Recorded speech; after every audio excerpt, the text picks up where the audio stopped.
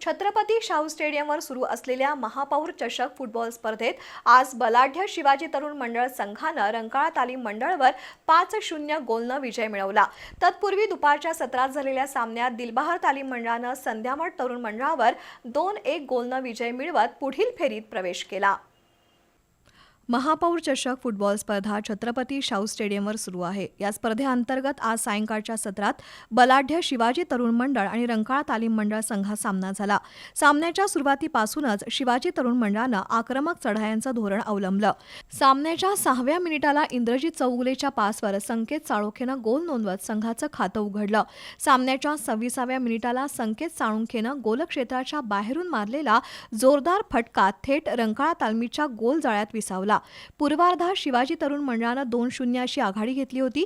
रंकाळा तालमीच्या पृथ्वीराज पाटील, सोहम निकम, अमोल भोसले, सौरभ हुलसवार, साई कदम, स्वप्नील तेलवेकर, विवेक पाटील या खेळाडूंनी सातत्यानं शिवाजी तरुण मंडळाच्या गोलक्षेत्रात चढाया केल्या। मात्र मंडळाच्या बचावफळीनं या चढाया परतावून लावल्या।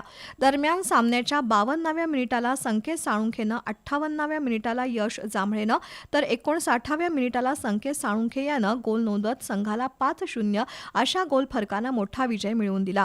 या सामन्यात शिवाजी तरुण मंडळाच्या संकेत साळुंखेनं 4 गोलची नोंद करत हॅट्रिक केली। दरम्यान दुपारच्या सत्रात दिलबहार आणि संध्यामठ तालीम मंडळ संघात सामना झाला। सामन्याच्या 18व्या मिनिटाला मैदानी गोल नोंदवत दिलबहार संघानं आघाडी घेतली। उत्तरार्धात दिलबहारच्या स्वयं साळुंखेनं सामन्याच्या 65व्या मिनिटाला गोलची नोंद करत सामन्यात 2-0 अशी आघाडी घेतली।